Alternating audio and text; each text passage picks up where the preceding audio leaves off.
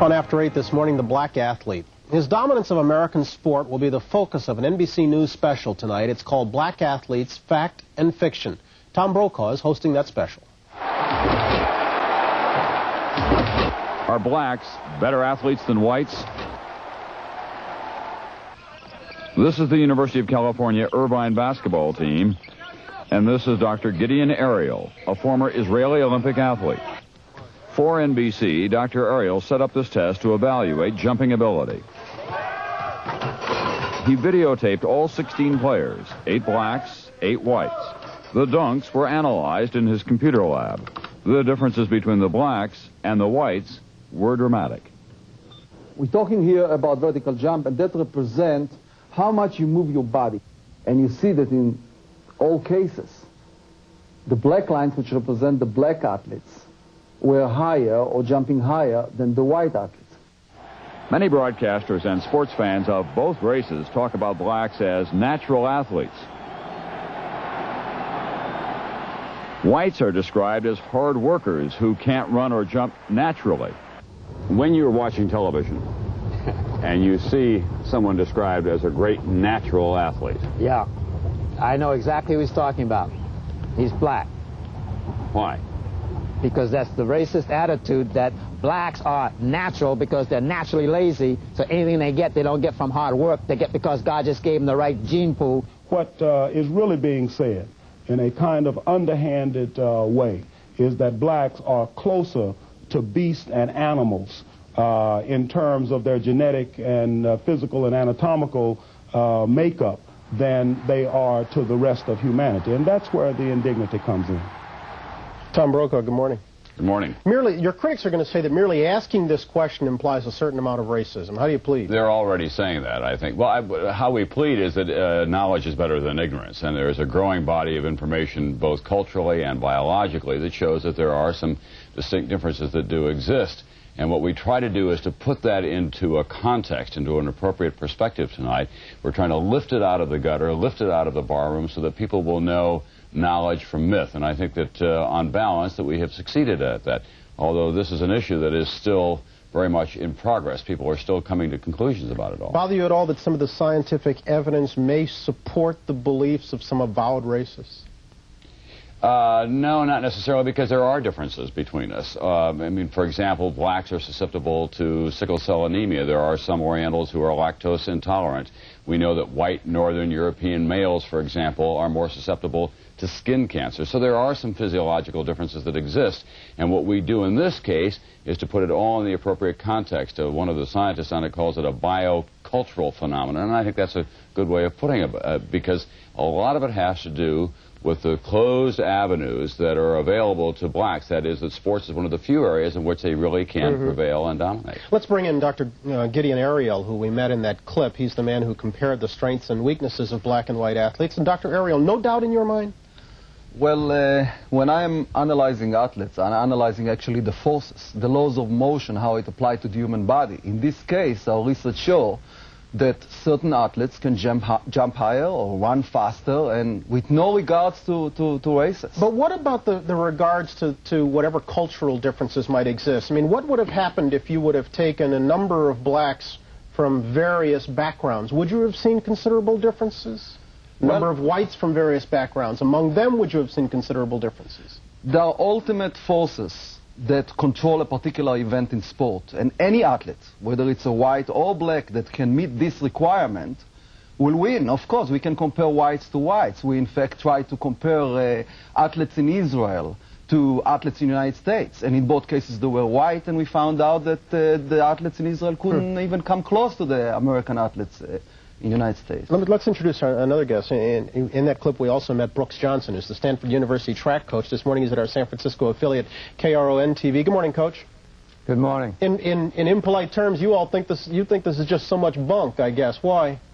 Well, first of all, I'm shocked that GIDEON Ariel, a world-renowned scientist of Jewish extraction, would be an apologist for this kind of or an explanationist for this kind of an attitude, since Hitler probably had his holy men and scientists making the same kinds of studies to prove that the so-called Aryan race was superior to the Jews, the Slavs, and any other undimensioned That's a tough equation, Coach. Sir? I said that's a tough equation. Well, it works. And the point is that whenever there is this kind of an issue that comes up, there are people that are going to rush to the forefront to justify and legitimatize something as heinous and as insidious as this stupid myth. Well, Coach, you and I have talked about this as well, and what we're going to show in the course of this program tonight, and what we can't show in the brief time that we have here today, is the broad context, because there are some scientific studies now that exist in Canada, for example, on muscle biopsy. There is Dr. Molina, who's done the anthropological studies, and what we say is, and you have a chance to say your piece tonight as well, that all of that has to be put in the context of what happens, for example, in terms of inspiration for young black athletes and what happens in their homes in terms of role models and how they have an opportunity. In fact, they are inspired to develop what physical skills that they have. We also know that there are genetic differences within whites, that some white athletes are better in terms of their physical equipment than others, but that some of those white athletes may bring more dedication to the sport. Tom, as that applies to this country, that's irrelevant. Because basically, if you're talking about so-called blacks in this country, we're not blacks. We're Euro-African American. And as a result, we're not even a race. So what if, for example, that Dr. J's or Michael Jordan's leaping ability comes from the white genes that he has, or the Indian genes that he has, rather than the black genes? Wouldn't that be the ultimate paradox and irony? What about that, Dr. As a matter of fact, he is, and Well, those athletes are not pure Africans.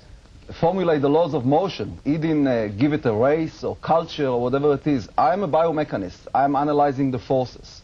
What we found out that in a sprint event, in an explosive event, in the recent Olympics, the black athletes would excel, and that's sure. These are the facts. But that's that also, in the Dr. ARIEL, you also know that's also a psychological and a sociological phenomenon which you didn't measure.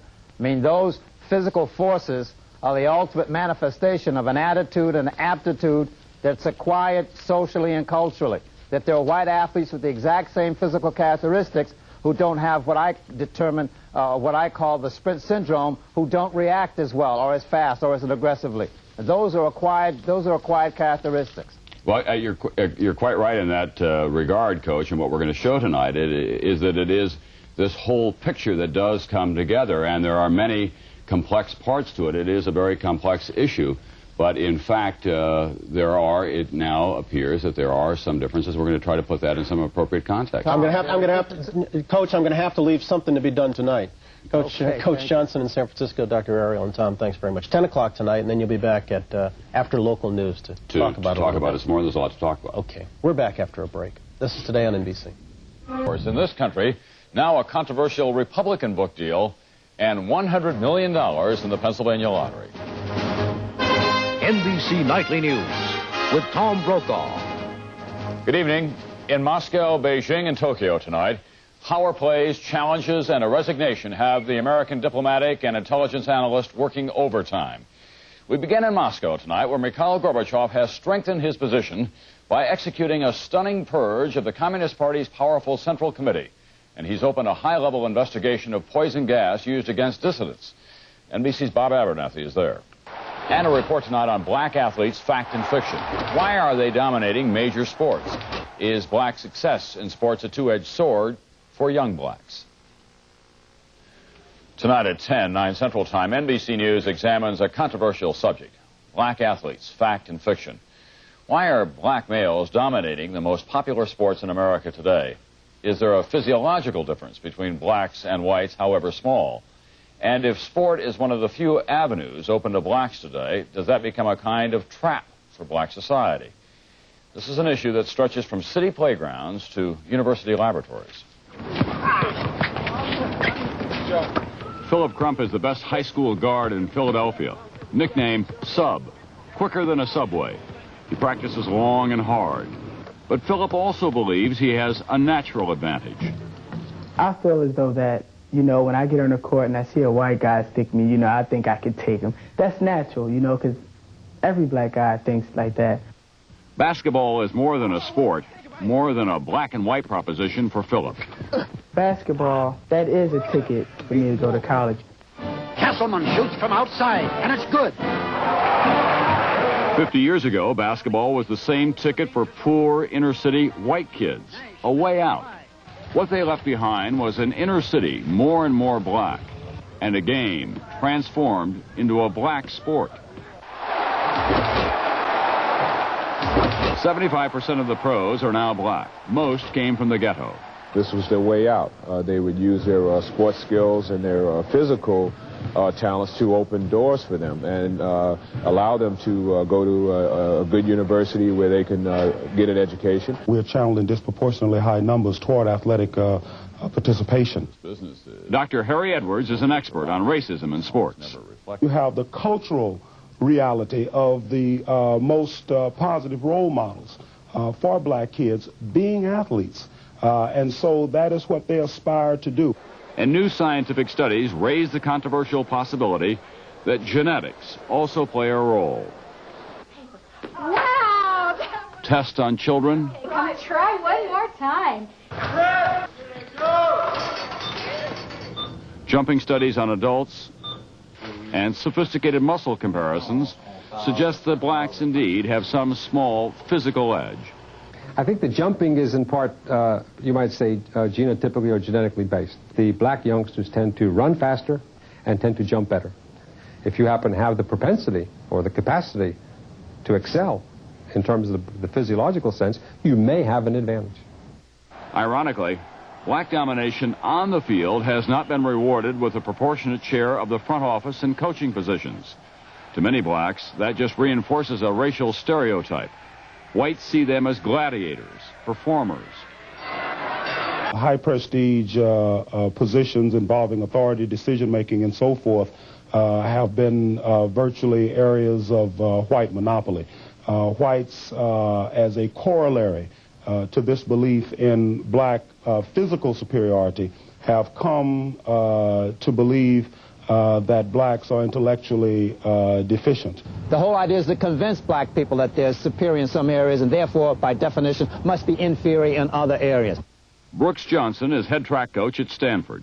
The fact that a guy's a fantastic cotton picker doesn't mean he's dominating the plantation. And the fact that he gets extra rewards for being an excellent cotton picker doesn't mean he's dominating the plantation. When his days are over, he does not own the 40 acres and a mule.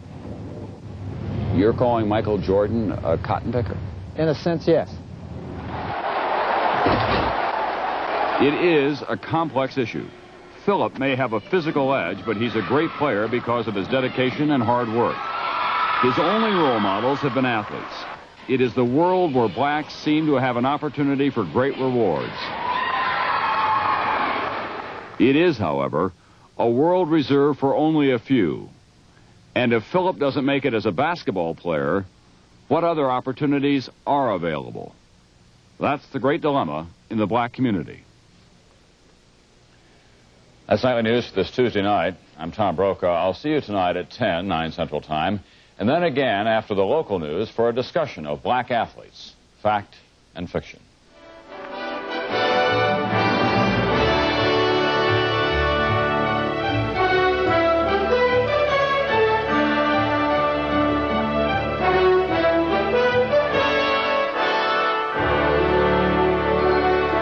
For the following NBC News special.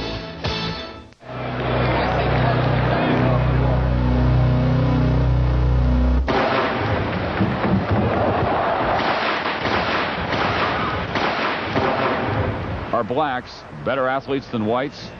The blacks physically in many cases are made better. The black athletes are much more suited to the sporting environment. When I get on the court and I see a white guy stick me, you know, I think I could take him. Blacks do dominate the major sports. Track, black men and women were the big stars in Seoul. 3 of every 4 players in pro basketball are black. They're 63% of the National Football League. Almost a third of the top stars in baseball. Blacks hold most of the major titles in boxing. This is a program about how that happened, how black males especially have made big-time sports a mostly black world. There are so many theories. Sportscaster Jimmy the Greek Snyder had his own crude analysis. The black is a better athlete to begin with because he's been bred to be that way, because of his high thighs and big thighs that goes up into his back, and they can jump higher and run faster. The next day, he was fired. Why black athletes are so successful is a complicated and sensitive issue. Many people believe that it's racist to suggest any differences between black and white athletes. And many blacks are convinced that white people want to believe that the black athlete is physically superior but intellectually inferior. And what about a thinking athlete? Well, we know damn well he's a white person because white people have the cerebral capacities that blacks don't possess. I think it's to the advantage of the black athletes to be proud that God was on their side. Tonight, we'll introduce you to scientists who believe, by and large, black athletes do have a genetic edge. We'll find out why basketball has become a black sport. We'll take you to a country where black athletes say they do have a natural advantage and they're proud of it. We'll hear the concerns of blacks who believe that all of this is just one more manifestation of racism. We won't be able to answer all of the questions, but by the end of this evening, we will have a better understanding of the black athlete, fact and fiction.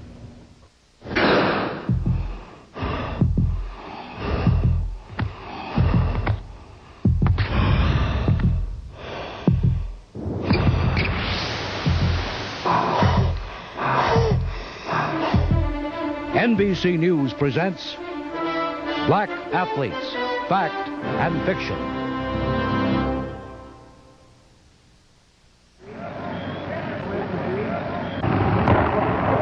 The 1932 Los Angeles Olympics. The two black starters, Eddie Tolan and Ralph Metcalf, 1 and 2 in the 100 meters. It was the first gold medal ever won by a black in the sprints. The grandeur of the Olympic Stadium. The final of the men's 100 meters.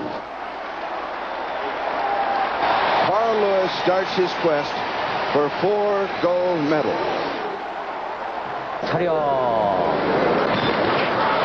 Now, 50 years later, blacks dominate the sprints. 23 of the top 25 all-time men's 100-meter runners are black. Carl Lewis. There is this debate about whether blacks are superior sprinters, faster, whether they can jump higher than whites. At the Seoul Olympics, we all noticed it was an all-black 100-meter final. Do you think that that was just an accident, or is there some kind of an advantage? Generally, the blacks physically, in many cases, are made better. I mean, I can look at it and tell that. We generally carry less fat, I mean, the athletic ones. We have longer levers, and those are the two things, I think, that are the major areas that help us sprint better. It is a hotly debated issue. The head track coach at Stanford University, Brooks Johnson. Coach, this business about do they have a natural advantage?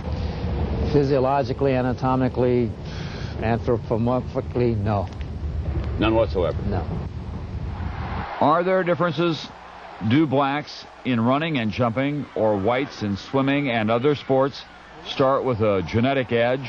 Robert Molina is an anthropologist and international expert in sports science from the University of Texas. But it looks like to me what you have at birth, on average, is probably the black infant is somewhat more mature biologically speaking than the white infant.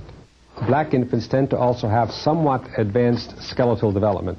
They also tend to be somewhat more neurologically, or what we call neuromuscularly, alert. Scientists have long observed that African children are raised very physically and therefore develop motor skills early on. They think there may be parallels in our country where tests show black infants with a dramatic advantage over whites in coordination. However, a new study suggests that the edge blacks seem to have may also be genetic. I'm looking to see if Warren will put his arms out, just as he's doing now, and hold himself up. This baby is receiving the Denver Developmental Screening Test. It measures motor skills. It's used in more than 35 countries. Pick it up. Last year, the test developers compared 1,200 black and white children up to 6 years of age. 1, 2, 3, 4, 5. Good girl. Now. They found blacks acquired skills earlier than whites in 15 of 30 tests. Some were even. Whites led in only 3. William Frankenberg and Joe Dodds were expecting few, if any, differences. They were startled. So it made me wonder, maybe this is a significant kind of a difference between blacks and whites. The biological factors are major determinants of how the child seems to be developing during the first year or first few months of life, but that with increasing age, the impact of the environment plays a major role and may, to some extent, modify how the child's biological development is being expressed. Black children also perform better than whites as they get older. In one of many studies, the anthropologist Dr. Molina compared whites and blacks at 2 Philadelphia schools. Black children consistently had an edge in the dashes and vertical jump. But what happens when children's bodies mature, when they become adults? And that's 12.8. Dr. Molina has done extensive research on body types, including a study of Olympic athletes. Dr. Molina, are there physiological differences between blacks and whites? There are differences. Blacks typically have a more dense skeleton, long arms, and relatively longer legs.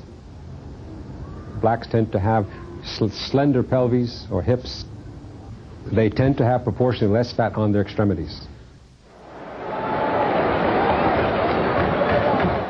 Carl Lewis, Julius Erving, Eric Dickerson. Are their extraordinary athletic abilities the result of their race or a result of their hard work, their culture? This, of course, is an explosive question, and a lot of people would just as soon avoid it. We invited the director of the U.S. Olympic Committee to appear on this program, but he declined. And yet, many scientists believe that racial differences are legitimate areas for inquiry. This is an exercise physiology lab at Laval University in Quebec City, Canada. Dr. Claude Bouchard has compared muscle biopsies of hundreds of sedentary blacks and whites. The results are just in, and they clearly indicate that the Caucasian that we tested had a much higher concentration of slow twitch fiber. The light-colored fibers are slow twitch, which are good for endurance. The West African had more dark fibers, fast twitch muscles.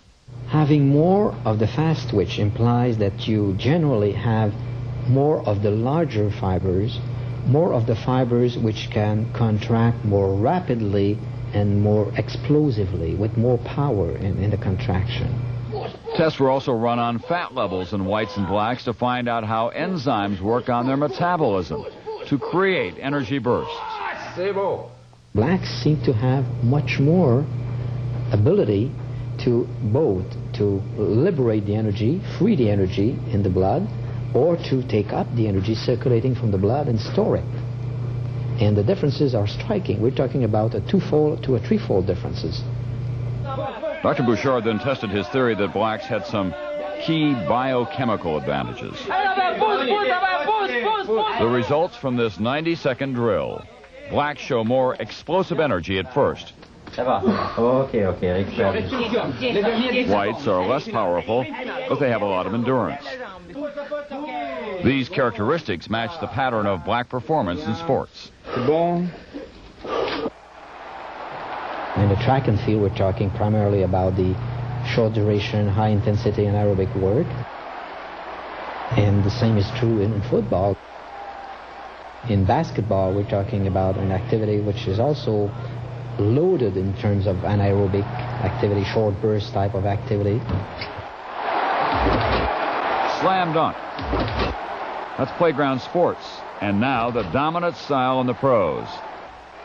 Except for a few token leapers like Tom Chambers, now of the Phoenix Suns, whites in basketball don't do this very well.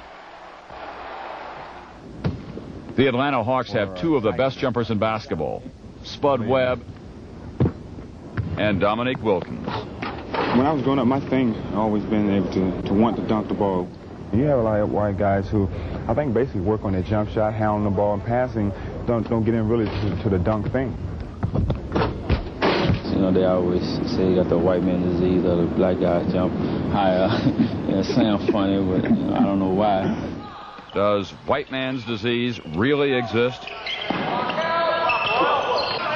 This is the University of California Irvine basketball team. And this is Dr. Gideon ARIEL, a former Israeli Olympic athlete. He founded the biomechanics division of the U.S. Olympic Committee. For NBC, Dr. ARIEL set up this test to evaluate jumping ability. He videotaped all 16 players, 8 blacks, 8 whites. The dunks were analyzed in his computer lab. The differences between the blacks and the whites were dramatic. We're talking here about vertical jump, and that represents how much you move your body. And you see that in all cases, the black lines, which represent the black athletes, were higher or jumping higher than the white athletes. The black athletes able to explode more efficiently off the ground. Dr. ARIEL contends that the ability to jump is genetic, and it's not fundamentally altered by training. He issued this challenge. If I will take right now 20 black athletes and 20 white athletes and let them jump from this table into a force platform, it's a plate that has a surface that can measure forces. And I'll tell you who is black and who is white, just by the reaction force. Go. Very good, very good, very good. Go. So we took him up on that. All 16 players. Go. The results were stored in a computer. Okay, that's good. A few weeks later, we gave Dr. ARIEL a blind test. We had him randomly put the jumps onto the computer screen and identify the player's race. Here you see a definite black athletes. You see that there was a shock absorption here, and then there is increase in the force in the vertical direction after he hit the plate. If we look on this one, white athlete, no question about it. This athlete basically collapsing on the force platform. Dr. ARIEL identified all correctly. These and other tests consistently show that blacks are more explosive runners and jumpers. Scientists are divided over whether that means that whites are inferior athletes in general. When you look on white athletes, they are very good in a power event, but different type of power event where you need to move heavy object at a slower speed, such as in the shot put. Are there sports which we would predict success for a white more so than for a black on a purely physical or physiological basis? I don't think there is right now. The science of sports is very new, but the research that we've uncovered, all of it, suggests that blacks do have some physical advantages. Others contend those differences are not significant enough to explain black domination of sports. They say it comes from hard work and social factors. Dr. Harry Edwards is a sociologist specializing in racism in sports at the University of California. We have racism, discrimination that curtails black access to alternative high-prestige occupations. We're channeling disproportionately high numbers toward athletic participation. Do you think that there are any physiological differences between blacks and whites? No differences that make any difference in terms of cultural, athletic, artistic, intellectual capability and competence. What about the ability to run faster, to jump higher? Those are essentially culturally linked capabilities. If you have these physiological advantages, however small or slight they may be, that can make an enormous difference. At the level of the elite world-class athlete, yes, because differences among athletes of that caliber are so small that if you perhaps have an advantage that might be genetically based, you may have this distinct advantage that at that level might be very, very significant. A fraction of a second is a matter of the difference between the gold medal and fourth place.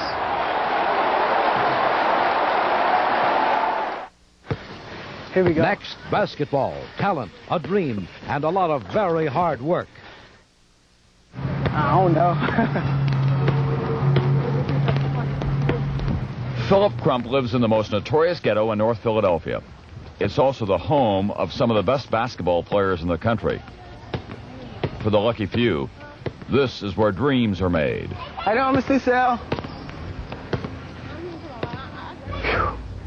Boy, I'd say me and the pros playing with the Golden State Warriors, you know. Coming home, you know, we live in Jersey or maybe California. Big mansion, you know. Here's Jordan driving on the baseline for the jam. basically that's everybody's dream, to get out of projects and make it, you know, big. Gambling goes right around. Brad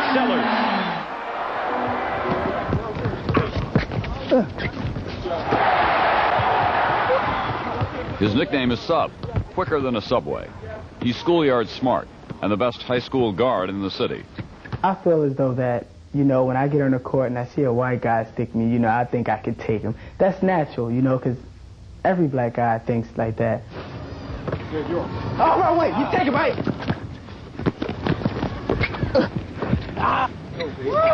8-4. 2218, 2301 West Diamond. Any complaint in the lobby in reference to a race. As you're coming into your Raymond Roads and projects, I wouldn't venture through here at night.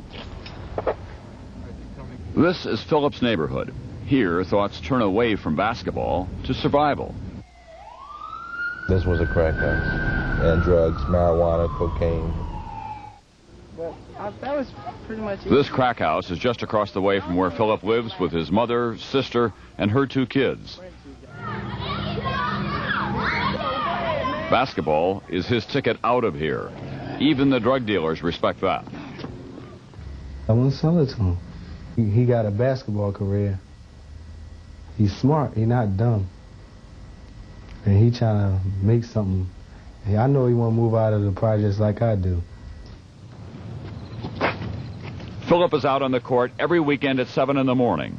He became a great basketball player by making it a way of life, a way out of the projects. Total dedication. The same kind of dedication that paid off for white players who escaped these same ghettos 50 years ago.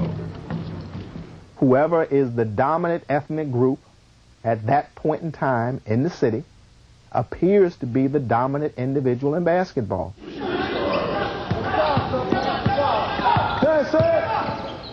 Sonny Hill has run an all-star league in Philadelphia for 25 years.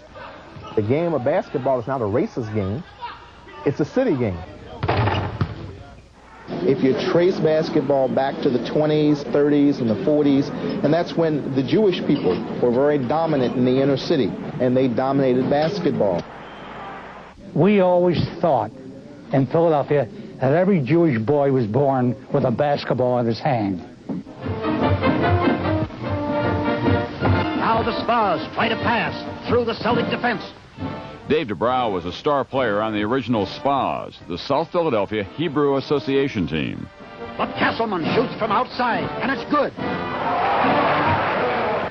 During the 20s and 30s, the Spas were the Yankees of pro basketball. They won 13 titles in 22 seasons. And they rush it up the floor, and the Spas win. It was absolutely a way out of the ghetto. It was started where the little Jewish boy would never have been able to go to college if it wasn't for the amount of basketball playing and for the scholarship. Jewish players helped the Spas, the New York Celtics, and the Cleveland Rosenblums dominate their leagues. Their major competition, the Harlem Globetrotters and the New York Renaissance, Pop Gates' team. The Spas of the Renaissance in Philadelphia, the Broadwood Hotel, packed house. Spas, heady, smart, shrewd. You could see them thinking out there on the floor. Renaissance, a moving ball club, the ball moves, the ball players move. The Wrens are a moving club, the Spas heady. Translation, the Jews got by on strategy, the blacks on quickness. Those too are stereotypes.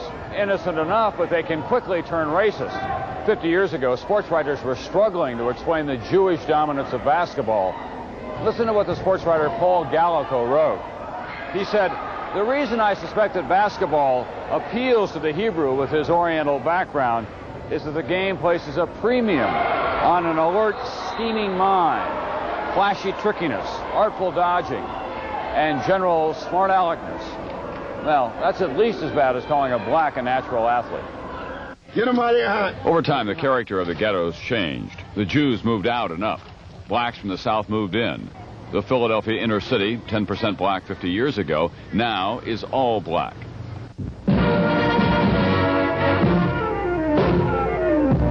There was was a rising young star on the basketball horizon a few years ago in Philadelphia. He was Wilt Chamberlain. The black migration transformed the cities in basketball. Chamberlain and dozens of young blacks went from the Philadelphia streets to college and the pros. But no one had more impact than a New York kid who came to play for the Philadelphia 76ers, Julius Erving, Dr. J. You know, style counts in the black community. Style counts in the playgrounds, and certainly being able to blend a very finesseful and graceful act with an act of force and power, was the ultimate combination.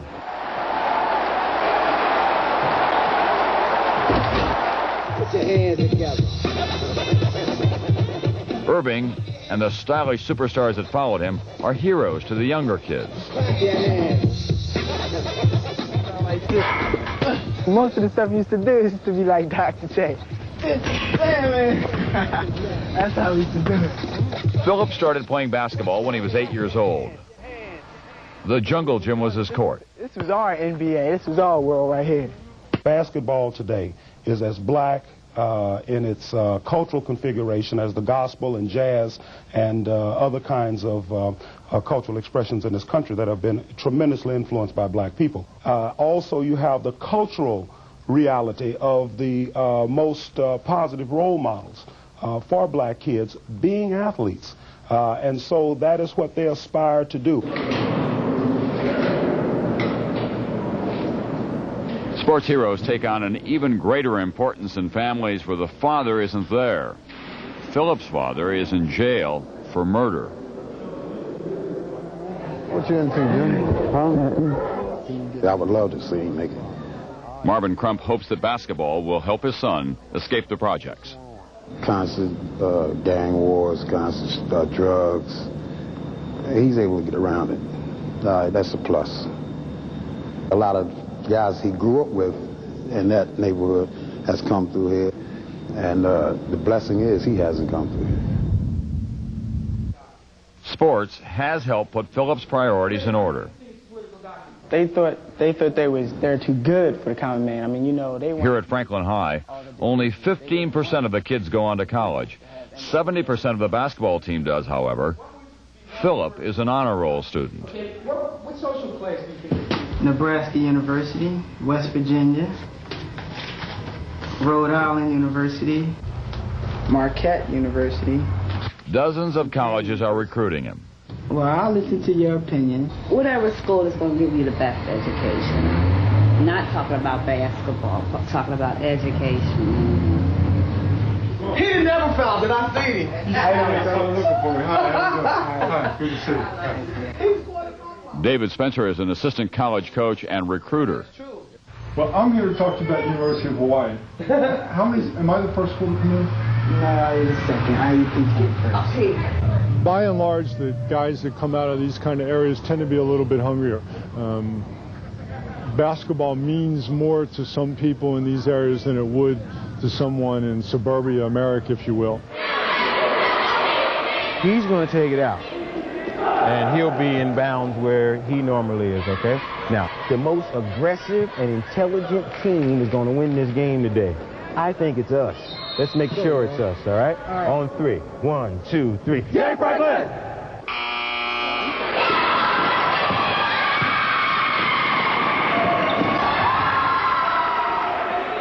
Go get it, sub! Basketball. When I'm playing, it feels like I'm in a little world of my own.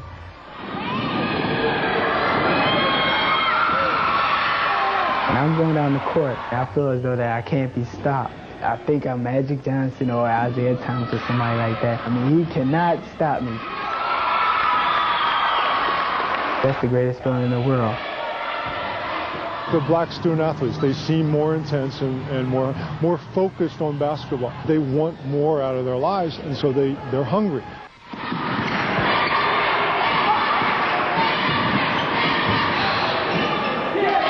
Making it is what we always talk about. That's what we're all striving to make it. Here he comes. In America, part of making it usually includes a college education. So subs going to get that. I really don't have my mind set on playing. pro basketball. You know, I just have a goal to play college basketball and be the best I can be. Basketball, that is a ticket for me to go to college.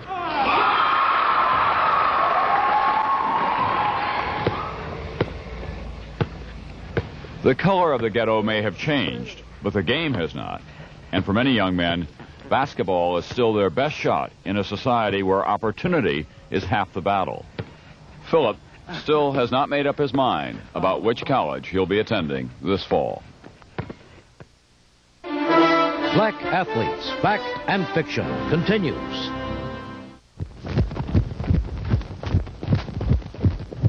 Kenya, Paul Ehring, 20 years old, an Olympic gold medalist training atop the 8,000-foot Menengai volcano. Running was just fun to me. I didn't put much effort. It comes naturally. When you've done a lot of training, it just comes naturally. How much of an athlete's success is determination, and how much is physiological? Most people say I float when I run. Just make it easy and float graceful. You saw a human gazelle. That's the idea. One of Ehring's coaches at the Olympics was John Belzian, a white Kenyan who has been a national coach for more than 25 years. You saw somebody who moves so smoothly that he doesn't look as if he's straining at all. He looks as if it's a complete joy to be running. Ehring had been running competitively for less than 3 years when he qualified for the 800-meter final in Seoul. He was an unknown, and for much of the race, he was in last place. When he finally made his move, the announcers confused him with his better-known Kenyan teammate. Kiprotich takes the lead. Arita will not catch him. Nixon Kiprotich. We have blown this call. That is Paul Ehring of Kenya. We made the mistake of the Olympic Games. Ehring's Olympic victory was the most dramatic in a string of wins by this small East African country.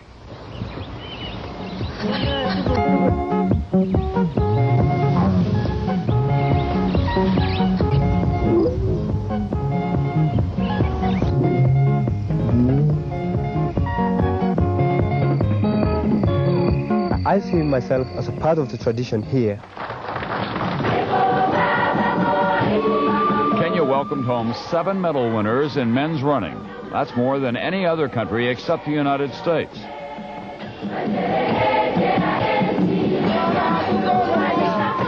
The runners celebrated with a Kenyan drink, cow's blood mixed with milk.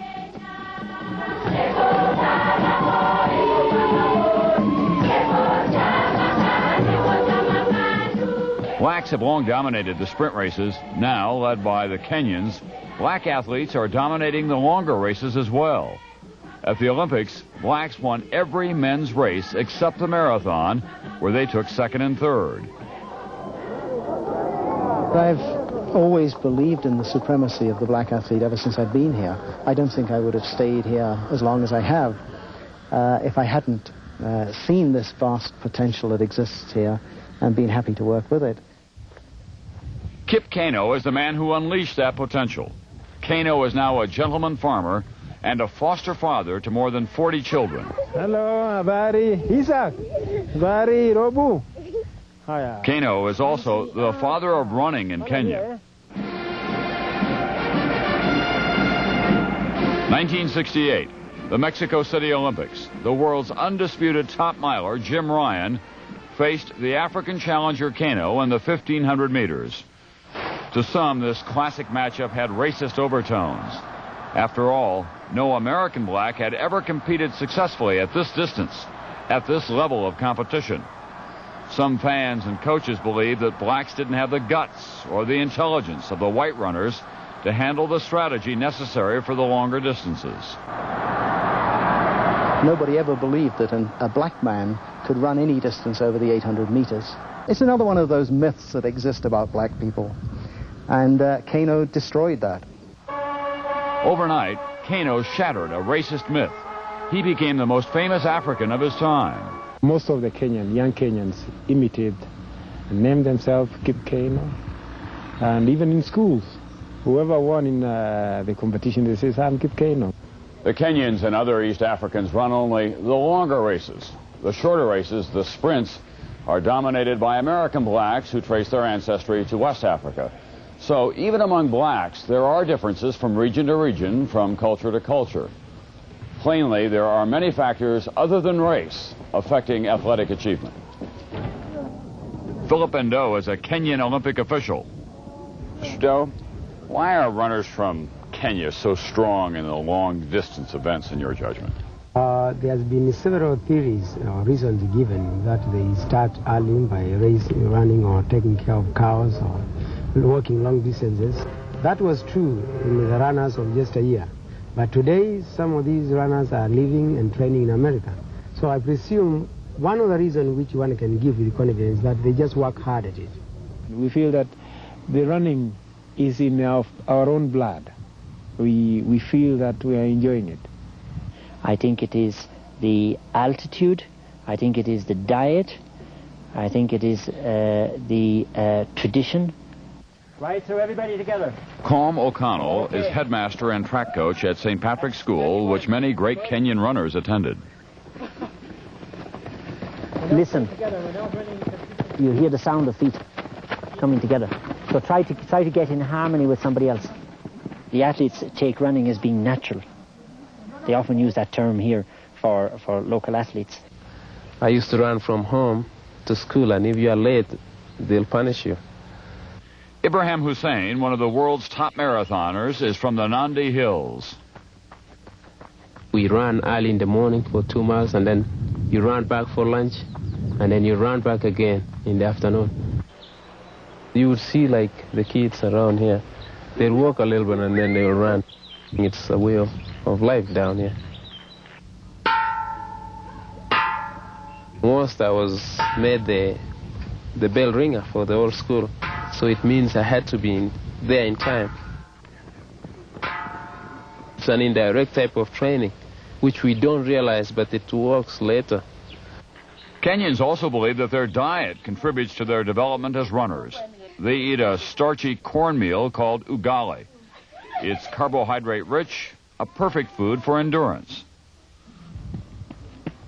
The East African physique is well-structured for the longer races. Lean, long legs, shaped by thousands of years of evolution. It is dramatically different than blacks from West Africa. Look at Innocent Egbunike. He's from Nigeria, where the elevation is lower and the diet rich in protein. Egbunike is broad-shouldered and heavily muscled. His physique resembles many American blacks, such as Calvin Smith, who traced their ancestry to West Africa. So, two very different types of black runners have evolved over the years. The explosive runners, such as Smith, from West Africa and North America, and leaner runners from East Africa, such as Hussein, who are coming to prominence in the longer races. Fred Hardy is an American track coach, visiting his longtime friend Kip Keino. Twice a year, Hardy comes to Kenya to recruit athletes he says that he can't find in the United States. World-class distance runners. Who was that bank robber, Willie Sutton? Who asked why I robbed the bank? She said, that's where the money is. I'm gay. How about it? Good to see you. Hello, Mama. Good to see you. I want to have a word with you and Mama about Josiah. You know, I'm hoping that he can come to the University of North Carolina. We encourage him to respect somebody who is an elder, and they will...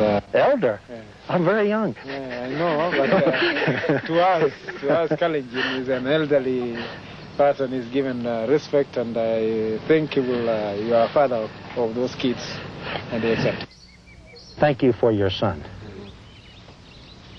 If one were to circumscribe a circle of 60 miles, a radius of 60 miles, around the town of Eldoret, up in the Great Rift Valley in the Nandi Hills, you would get about 90% of the Kenyan athletes. It's obvious that something special has happened here. It may be something in their genes. Kenyans have a love of running that distinguishes great athletes. But the secret of their success is something more and very elusive. A spirit in their souls. linked to the tribal traditions that have shaped this small part of Kenya for so many generations. You always feel that you should achieve something, come home with a glory. And that is our spirit and the spirit of the Nandi. There is nothing impossible on that. You can do anything you want to do it as long as you put concentration. You concentrate very much, okay, and you just believe I can do it. Your blacks of America have had a similar sort of fight. They've had a struggle. They've had to emerge. You know, there's a word in Swahili which they call kuvumulia, and it means to endure. That special determination was on display at last year's Boston Marathon. Ibrahim Hussein was one of the leaders. So long as I'll still be there, I'll always remember Boston. I was thinking all the time I was running that race. The last mile became a duel with Juma Ikanga of Tanzania. Looks like Ikanga now has made a move and is beginning to sprint toward the finish line. Hussein seems to have fallen back just a bit. As soon as I saw he was moving and he wasn't moving any further, I changed into the 5th gear, I think, and I passed him. It's Ibrahim Hussein who has taken over the lead of the Boston Marathon. And it's Ibrahim Hussein who has won New York and is about to win Boston. It's a very great feeling, and I have always been very proud of being Kenyan. This year, Hussein finished 4th, behind an Ethiopian, a Tanzanian, and an Irishman. Next, the cost of being better, racism and sports. Get into your lead! Brooks Johnson is on a mission. All right, now you're in great shape. You're in great shape. You know what you got to do. Just get on your lead, Carol. The Stanford track coach is determined to find the great white sprinter. He thinks that whites are just too intimidated to run the speed races. That's way I like. If you've been brainwashed to think that because I'm black, I'm going to be faster than you, then that prophecy will be fulfilled. I would like to dispel this myth. I would like to go out and rub it in some people's noses by finding a white Carl Lewis. You're going to find a white Carl Lewis? They're all over the place. Well, where are they? Well, a lot of them are doing other things. Not many are stealing bases or running with the football, that's for sure. Blacks not only dominate sports, they've also come to redefine athletic grace and style. Mike Schmidt, the all-star third baseman for the Phillies. You know, out of 24 men on the roster, we probably have 12 to 13 black athletes and a couple of Latin athletes. But we kid around from time to time about our heritage and why some of the black players are able to run faster, jump higher, maybe hit the ball further than some of the white athletes. You know, the black athlete, you can almost tell in their walk that they're athletes. It's a common stereotype that blacks have rhythm. They're naturally graceful. Blacks had little choice but to play that role to get a shot in show business. And it's opened doors in sports as well. The Harlem Globetrotters gave black stars a chance to play basketball when the pro game was still all white. But it was vaudeville, and it reinforced a common stereotype, blacks as mere performers for an all-white audience. Dr. Harry Edwards. Whites have always felt very comfortable with blacks being involved in activities that required physical exertion. They've always been very comfortable with blacks working in the fields, whether they were cotton fields or football fields. Many broadcasters and sports fans of both races talk about blacks as natural athletes. Whites are described as hard workers who can't run or jump naturally. They have white man's disease. Reverse racism has set in. Black superiority is so accepted that whites are now the butt of jokes. You hear it all the time at track meets. Runners are set.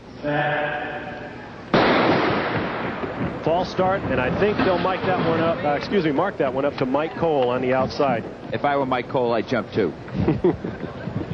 I would have jumped a long time ago. I tell you. I'd be running now in the second race to try and get ahead of these guys. Whites are praised for one aspect of their game, their intelligence. On this sequence, I want you to watch Jimmy Paxson, how he reads his defensive man. It's not how fast you are, it's how smart you are coming off a pick. Beautiful, very intelligent player. But blacks frequently are described very differently. Jake Gibbs wanted to get this kid, and that little monkey gets loose, doesn't he?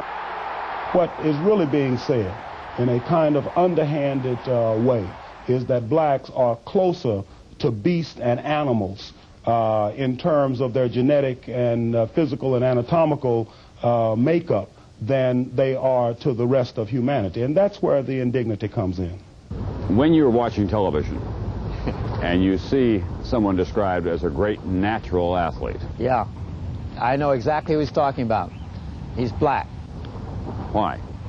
Because that's the racist attitude that blacks are natural because they're naturally lazy, so anything they get, they don't get from hard work. They get because God just gave them the right gene pool. And what about a thinking athlete? Well, we know damn well he's a white person because white people have the cerebral capacities that blacks don't possess. Blacks, understandably, are concerned that if it's demonstrated there are physiological differences between blacks and whites, some people will jump to the conclusion that blacks are intellectually inferior. After all, blacks have had a long, painful experience with outrageous theories about white intellectual superiority. In the 19th century, so-called craniologists would measure intelligence by the size of the skull's cavity. It simply reaffirmed their belief that white European males were intellectually superior. Next on their scale, women and Asians. And at the bottom of the scale, blacks. Berlin sounds the curtain call for the greatest athletic show on earth. The 1936 Olympics. The Nazis had their own race-based theories. They believed in the total supremacy of the Nordic race. Ohio's Jesse Owens who leads the way. And like a streamlined express, he sets the pace for America's sweep to victory. But Jesse Owens stunned Hitler's Supermen. The Führer was furious that his Nordics were unable to beat Owens and refused to present the gold medal to Jesse. Owens went on to win 4 gold medals, destroying the myth of Aryan physical superiority. But his dramatic wins raised the question of whether blacks are physically superior. Blacks quickly emerged as stars as the color barrier began to break down in sports. Baseball in the 40s, basketball in the 50s. By 1962, when the all-white Washington Redskins traded for Bobby Mitchell, every team in all the major sports had at least one black star. But it was harder for blacks to break into the whites-only country club sports. Arthur Ashe was the only black superstar in tennis. Even with the superiority of black athletes in so many sports these days, there still remain many sports that are dominated by whites, like yours, tennis. Do you think that that will remain true? I think that will remain true for the foreseeable future because the feeling that some white parents in various socioeconomic levels is still quite strong. For instance, the higher up the socioeconomic ladder, the more parents try to steer their young daughters into swimming, tennis, and gymnastics. Track and basketball is seen as a ghetto sport. Arthur Ashe was a role model for young black stars like Zena Garrison. But others in the all-white sports have had to do it alone. Grant Fuhr in hockey, Charles Lakes in gymnastics, swimmer Anthony Nesty, Debbie Thomas in figure skating. Great athletes slowly destroying racial stereotypes. And finally put to rest the enduring prejudice that blacks can't cut it at the so-called thinking positions, such as quarterback. Decades of racial prejudice have not stopped blacks from succeeding at every turn in sports, at least on the field. Roles in the major sports have come to be manned by members of a dispossessed, deprived, oftentimes despised racial minority. The people who control those sports are overwhelmingly white. So what we are seeing is black athletes being reduced to gladiators in the entertainment service of a predominantly white society. Today, black athletes are well paid, but for the most part, when their playing days are over, sports is a dead end. There are hundreds of senior executives in pro sports, but only 8, are black. 2 years ago, Dodger executive Al Campanis offered his view of why there are so few black executives in baseball. Is there still that much prejudice in baseball today? No, I don't believe it's prejudice. I truly believe that they may not have some of the necessities to be, let's say, a field manager or perhaps a general manager. Campanis was fired. So Bill White threw out the first ball. Baseball recently hired Bill White as the president of the National League, a significant but still a very small step. Our society may be less racist than it was 20 years ago, but still, stereotypes die hard. We have learned tonight that there may be physical differences between black and white athletes, but we've also learned that blacks dominate in their sports because they work so hard. They're so dedicated to athletic achievement. The great basketball player Elgin Baylor was once asked jokingly when blacks would allow whites back into the NBA All-Star game. And he answered seriously, when you let us into the banks and boardrooms. Many blacks believe that they prevail in the athletic arena because that's what's open to them. It's not a matter of race. Do you think by even raising these questions that it's a racist statement? It reflects racism, yes. What about the blacks who feel that there is some underpinning? You have to understand the whole secret of racism and sexism and all these other isms is that the people who are oppressed end up spouting the party line of the oppressor. The whole idea is to convince black people that they're superior in some areas and therefore, by definition, must be inferior in other areas. I know the American system is very sensitive to statements of blacks and white, but you cannot defy science. I mean, you cannot tell day is night and night is day. I mean, things are facts. I think it's to the advantage of the black athletes to be proud that God was on their side. Do you also think that there may be some physiological factor here? My head says no. My heart says yes. And I would like to have somebody disprove it to me. But the evidence surely does suggest that there's some edge that we have that others don't have. I'm sure all of this has raised many questions, so we'll be back after the local news tonight to talk with some of the people that you've seen on this program and others about the black athlete, fact and fiction.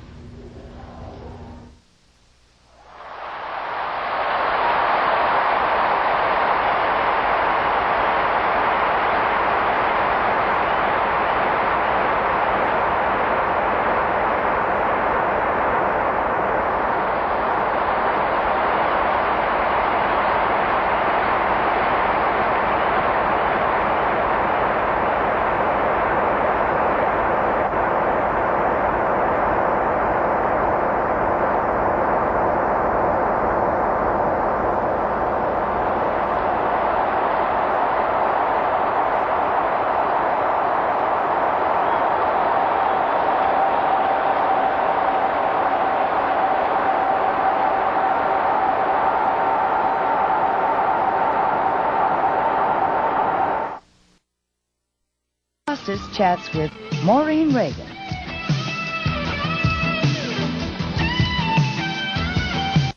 The Tonight Show starring Johnny Carson and Late Night with David Letterman will be delayed 1/2 hour due to the following NBC News special.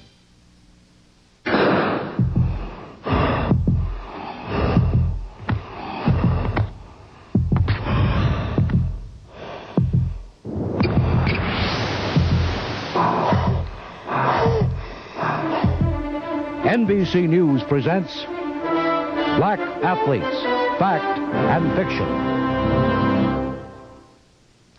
Good evening, everyone. I'm Tom Brokaw, and welcome now to Black Athletes, Fact and Fiction, Part 2.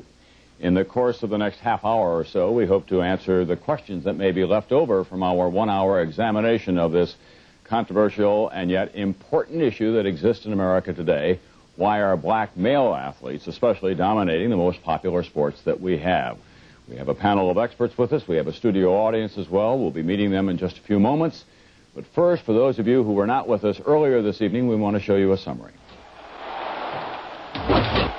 What we are seeing is black athletes being reduced to gladiators in the entertainment service of a predominantly white society.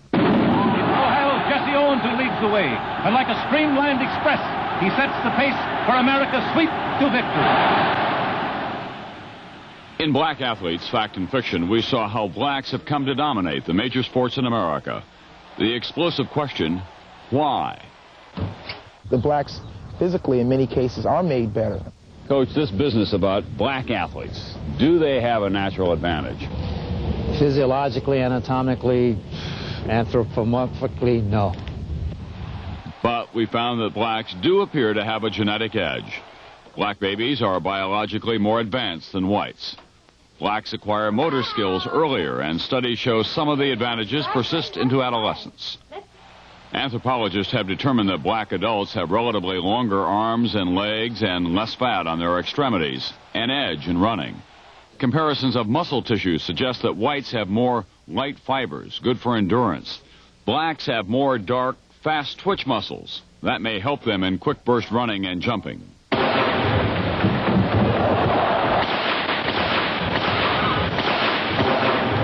Finally, we came to see that many people, black and white, think blacks are naturally superior athletes, and why some say that's a racist, backhanded compliment.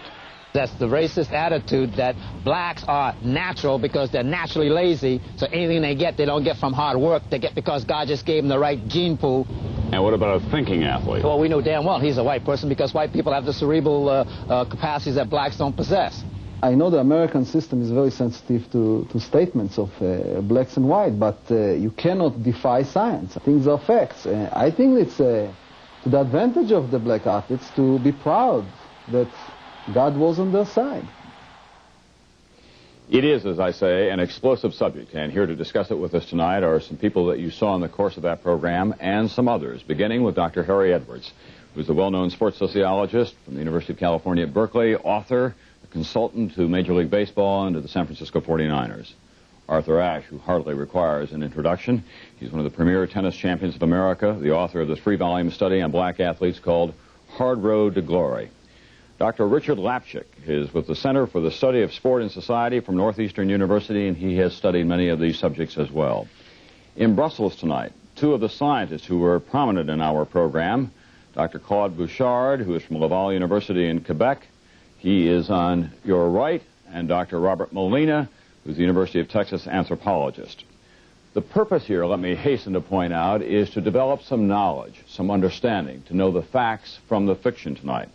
We are joined as well in our studio by interested parties from New York area universities and colleges and from sports participation groups. They'll be with us tonight, and I'm sure that they'll have questions as well. Let me also point out that this program tonight concentrates primarily on black males who dominate the major sports today. It wasn't a deliberate attempt to somehow overlook the great achievements of women, black or white. But the phenomenon in American sports is that black males are now dominating the big sports that we're all so familiar with, and they're doing it at a qualitative level never before seen. Let's go to Brussels to begin our discussion tonight with Dr. Claude Bouchard. Dr. Bouchard, one of the most, I suppose, significant developments that we saw in the course of the program tonight is your finding that blacks have more of the so-called fast twitch muscles, the muscles that are useful in explosive events such as running and jumping. Let me ask you, can that not be acquired? You were testing primarily adults. Isn't it possible that those black adults that you were testing acquire those fast twitch muscles in the course of their youth in West Africa primarily? It is indeed quite possible. And as a matter of fact, the question of the fiber type is only one aspect of the issue. What we have found is more than that. We have found that the blacks that we have studied, who were, by the way, totally sedentary, had more of the proteins that are associated with the capacity to generate the high level of contraction that is required when you perform in high-intensity power performance type of events. And the difference with the whites that we measured, we used French Canadians as control, was very striking. Of course, some of that can be acquired, but we measured them in a state where they were totally sedentary for a long time, and they were matched against a comparable Caucasian group. Dr. Harry Edwards, you can see that there may be some physiological differences between the races, but you contend, and I'd like you to address this to Dr. Bouchard, if you would, that these are primarily culturally acquired differences. Tom, we have a much more basic and fundamental problem here, and that has to do with the whole concept of race itself. We know, for example, that the African-American population arose generally from an admixture of European-American, Native Aboriginal or Indian stock and African stock. Therefore, the issue emerges, how black does one have to be in order for this thing to make any sense that they're talking about? It is also the case that if it is indeed something having to do with our African heritage, then it would appear to me that West Africans would be dominating in all of these various areas, especially in international sports and sprints and so forth, rather than African Americans, since we have been watered down, so to speak. And you can see this in any general population of blacks. We approximate every color of the rainbow, and we didn't get that way by looking out the window too much or watching too much TV. So what we have to begin to deal with is the basic concept of race. How black does one have to be in order to have these fast twitch muscles? Well, let's ask that to Dr. Bouchard. What about that, Dr. Bouchard? Well, true. The black subjects that we have in our study were from West Central Africa. So they were not comparable to the American blacks that we are talking about, that Dr. Edwards has been talking about. In that sense, I think we have a better understanding of the racial differences, because as we know, in the American black population, there is a fairly large amount of gene admixture with the Caucasians, with the white. Then those individuals should be the great basketball players and sprinters and not the African-American blacks. Is that correct? Well, I'm not advocating that. I'm just saying that there is apparently a clear biological difference. Well, let me ask you, Doctor. You know that more than biology to make an athlete, of course. Yeah, but that's the very point that you've made as well in the past. Yeah, that's the point that I have made relative to the fact that most such studies run into the same problem that this gentleman is having in terms of trying to explain his interpretation of the data. The reality is that blacks who do achieve outstanding records and performances in these sports that we're focusing upon are indeed superior athletes and superior physically and physiologically, but not just to whites, but to other blacks as well. That's how they got to where they are. You're looking at a very selective population. One more thing, though, I would like to pose. Given the fact, as the philosopher Kant said, that concept without precept is empty, unless one is prepared to suggest that the anticipation of being outstanding football and basketball players led to development in the past of these particular characteristics, what was it about the African-American experience over the last 400 years, since we're obviously not talking about anything that happened in Africa, given that we're an admixture and not pure African, what was it in the African-American experience over the last 400 years that led to this differential evolution of black Americans as opposed to the general population? Let's ask that of Dr. Molina, if we can, who is Dr. Bouchard's colleague and who has done wider studies in that area. Dr. Molina, can you address that, if you would? Well, in terms of the development of the black population in the United States, sure, you're talking over the last 300 or 400 years, and there have been varying degrees of admixture. But I think Harry is getting at an interesting point in terms of looking at what might be the precursors of performance. And I think to approach it in a purely biological way or to approach it in a purely social way, I think you're missing the point. The key is biology and social conditions do not exist in isolation. We must approach these together. The two obviously interact. If you've got the right biological requisites for sport, the right environmental conditions under which these requisites can be expressed, you have a much better chance of achieving success. And I believe if we are to look at the issue of race and sport, you must do it in a biosocial or biocultural context and look at those conditions, or you might say determinants, that might bring about the potential for performance, to realize this potential if it's there. And you're talking about relatively small differences. But if we can nurture them with different environmental conditions and look for the answers in the environmental conditions under which individuals are reared. How is a youngster socialized into sport? How does a youngster come about with these particular characteristics that make him or her successful? Let me ask Arthur Ashe a question. Are you comfortable with this conversation so far? Oh, yes, very comfortable. Yes. Have your friends been concerned that just by raising this kind of an issue that it's racist somehow in its overtones? Oh, it's certainly a sociological red button. No question about that. And people are afraid that the inference or the causality will be drawn that if blacks are proven to be physically or genetically superior as athletes, then they will be proven to be mentally or spiritually deficient somehow. Those two sort of go together, and they have for a long time. People have tried to make this causality, and it's not, there's no connection. We're going to take a break right now. We want to come back in just a few moments and talk about the whole subject of racism and whether or not American black athletes are treated as gladiators and the other issues that come into play in this important topic of black athletes, fact and fiction. We'll be back in just a moment.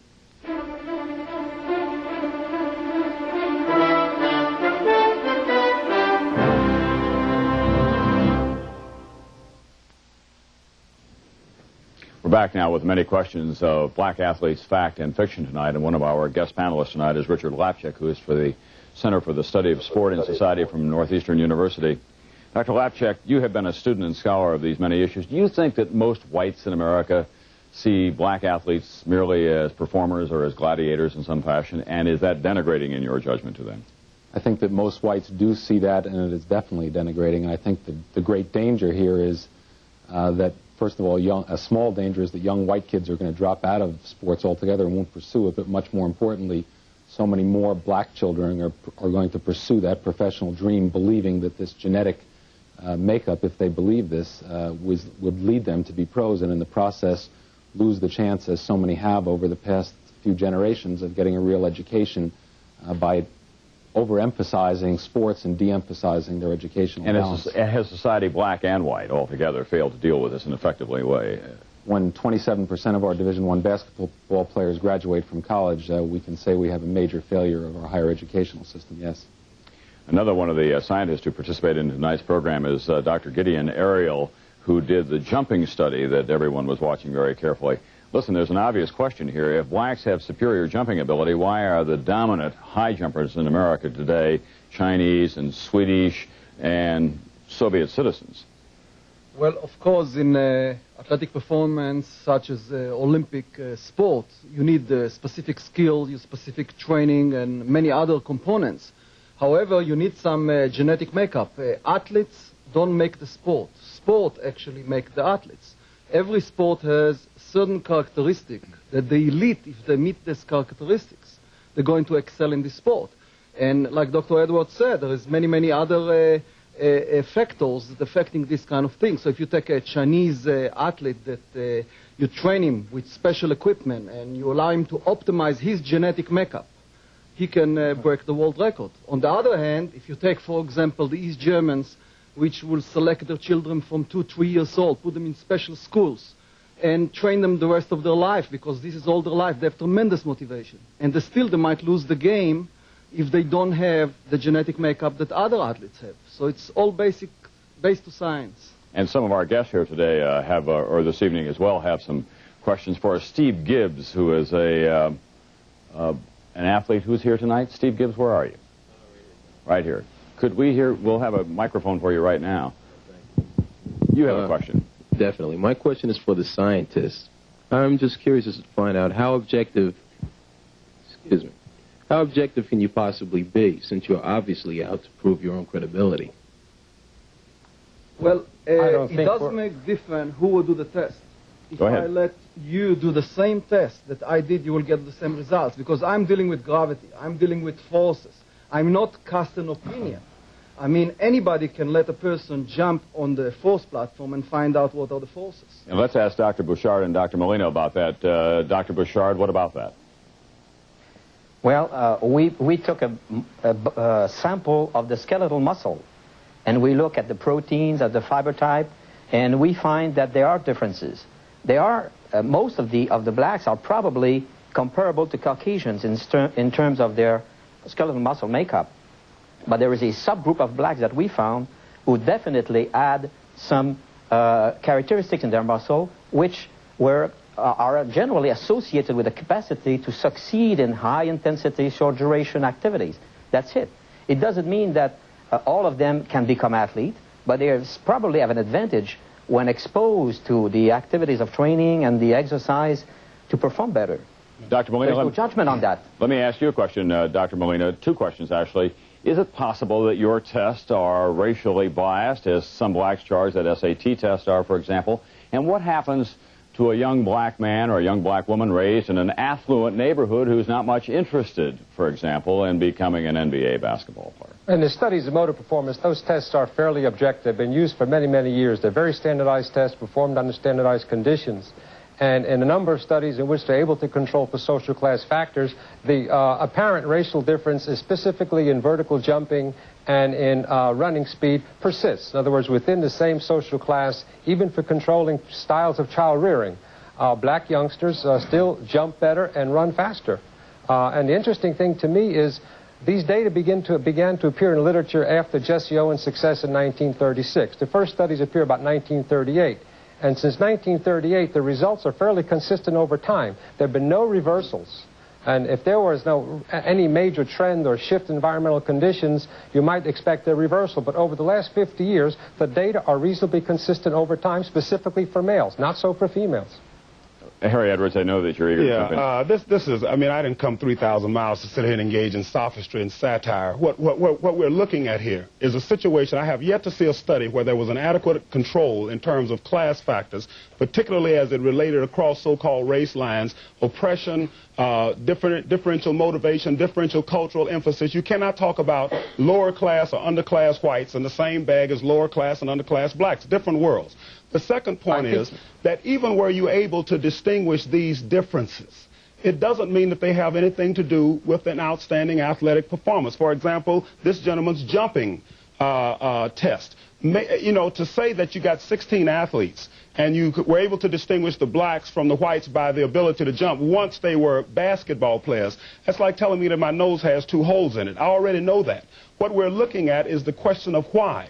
And on top of that, if he's inferring that jumping ability has something to do with rebounding, for example, in basketball, or jump shooting in basketball, that's nonsense. 80% of rebounds are taken below the rim. And if you talk to somebody like Bill Russell, who has the greatest career average in terms of rebounding, he will tell you that he took from 80 to 85% of his rebounds below the rim. It has to do with hard work, intelligence, and being a student of the game.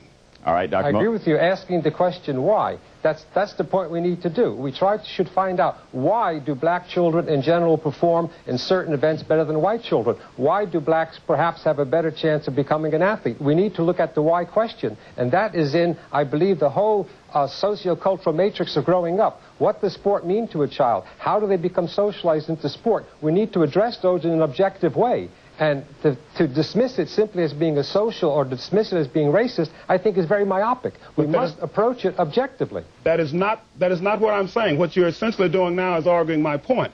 That, of course, there are physical and physiological differences because you have a disproportionate number of African Americans in this country with that kind of potential who are channeled towards sport as a result of a lack of alternative high-prestige occupational opportunities. But it is the social environment and the racism and so forth that accounts for that. That is what we have to focus on. What in the social environment brings it about? That's the key. Let's look for that. What is it in the social environment? We need to address that issue. I believe we need a biosocial or biocultural approach. To dismiss one at the expense of the other is, I just think, a narrow view of the world. I would not suggest that we dismiss one. I would suggest that the only difference between black and white accomplishment in American society over the course of the occupational structure and over the span of each group is racism and discrimination and a legacy of that. Arthur, actually, you agree with that? I agree with you there.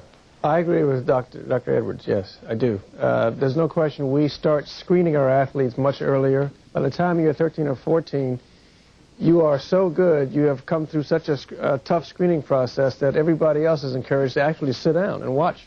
But in the program tonight, you said in your heart you believe one thing. Oh, yes. Well, in looking for 6 years at the data going way back to the early 1800s, there were just so many examples of blacks who, out of the clear blue sky, did awfully well. But my head tells me that, hey, I really don't believe there is any difference. All right, Dr. Lapchick, we'll be back to you, and we'll be back to some questions from the audience right after this.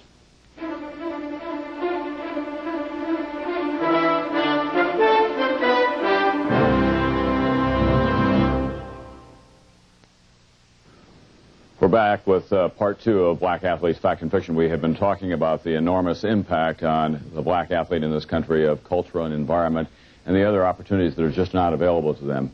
Dr. Richard Lapchick is with us as well tonight from the Center for Study of Sport and Society. Do you agree that that's 99% of the equation? I do, and I think it's instructive what Dr. Molina said. Since 1938, after Jesse Owens' victory, we've been trying to develop scientific studies that prove that blacks are genetically different than whites. I've never been convinced, I don't think Harry or Arthur has been either, that we've come up with that scientific study. We've not looked at East German athletes genetically. We've not looked at Asian athletes genetically. We've always focused on the black American athlete. And I think the question is, why have we done that? Prove, though. Go ahead, Dr. Molina. I don't think the studies were aimed to prove. Most of the studies were, just let's look at comparisons. And the study of human variability is a fairly straightforward thing. And one of the basic comparisons is between American black and American white children. I don't believe they were designed to prove anything. They're just part of the objective nature of comparison, and the results are reasonably consistent over time. And incidentally, most of the studies on performance are based on non-athletes. These are studies of the general population. And of course, athletes come from such a small segment of the general population. Have there been studies, by the way, between blacks and Orientals, and between blacks and Hispanics, or whites and Orientals, or whites and Hispanics, or has it always been primarily a black-white equation? It's been primarily black-white, but there are a number of studies comparing Hispanics, mostly Mexican-Americans in the Southwest. And typically what you see with regard to motor performance, Mexican-American boys and white boys perform pretty much the same. And in studies that had all three for same social class, black boys generally perform better than white boys and Mexican-American boys in these specific tests of running and jumping that we spoke about earlier. But pardon me, Dr. Molina, isn't that in and of itself a kind of a racist statement that you've confined it to only the two other groups, and they both happen to be economically deprived minorities in this country? But in those early studies, they're all from the same background, and the important thing is they're the ones most often compared. All right. Ed Beglin is the assistant basketball coach at Manhattan College. He's here with us today as well. Yes, Dr. Edwards, I'd like to know if you've performed any studies to support your statement that black athletes are superior due to cultural reasons, and if so, what have those studies shown? I have studied this problem since my graduate days at Cornell University. In fact, I wrote my dissertation on the myths and realities of American sport, and have looked at and reviewed every piece of information that has come down the pike for the last 25 years in terms of this situation. A fundamental tenet of the social sciences is that human capability is fairly evenly distributed across all populations, and that race itself is of questionable scientific, biological, and genetic validity. And therefore, the onus of proof is on those who would devise and determine that some scheme that alleges that there is some race-linked difference between blacks and whites. In fact, the one constant thing that I have seen in the literature, and the one constant thing that constantly comes up, is the flawed nature of the studies that have been done, including defining who is black. Is it one drop of black blood? I'm forced to trace my ancestry back to Africa, despite the fact that I have a perfectly good great Irish granddaddy, not because that blood and those genes are not flowing in my veins, but because we live in a racist society where if you have one drop of black blood, 1/32nd, octoroon, quadroon, mulatto, it doesn't matter, you're black. And so that social and political definition flies in the very face of the categorizations that they're trying to set up. When you say this is a black group, you're already in trouble. Dr. Bouchard, you have a response to that. Let me just say, by the way, Dr. Edwards, that other scientists have conducted these studies, and we had great difficulty in getting any of them to share their findings with us, because we do know that it's a very controversial issue in society today. Dr. Bouchard, you want to respond to that. Dr. Bouchard and Dr. Molina were at least willing to come forward. Dr. Bouchard? First of all, we must be clear. There has been no genetic studies comparing black and white in terms of their gene characteristics affecting performance. The only data that we have are comparison of two groups, one black African group and one white Caucasian group. That's it. That's not a genetic study. Secondly, when we look at the genetic data, though, which have been accumulated over the years, it's quite clear that indeed, like Dr. Edwards said, there are not too many differences between the various races, blacks, whites, or Asians, in terms of genetic characteristics. It's commonly recognized that at the most, 10% of human genetic variation is specific to one human race or group. but 90% is shared by all human individuals, all Homo sapiens. So the probability that the genes are affecting performance is rather remote. It's, you know, we have only a 10% genetic difference among the races. But we cannot eliminate the possibility. And in these skeletal muscle comparison that we made, we find an intriguing difference in favor of the black athletes coming from West Africa, the black individuals coming from West Africa for the high-intensity power performance. But then that black individual might be at a disadvantage in terms of the endurance performance.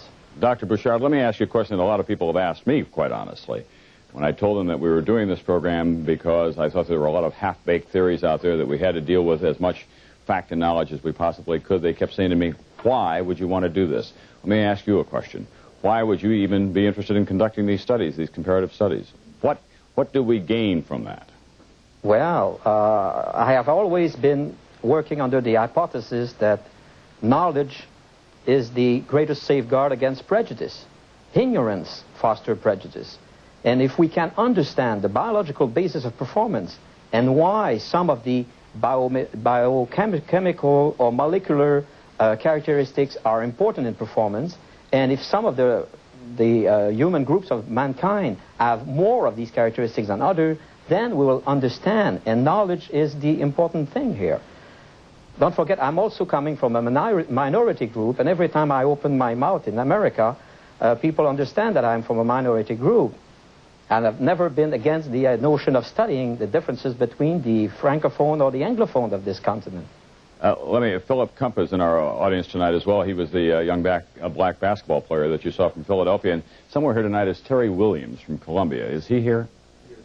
Where is Terry? Terry and Philip share something. We saw how hard Philip worked, and we heard from him earlier this evening. But Terry Williams has some observations as well. You're, a football player and a track athlete at Columbia?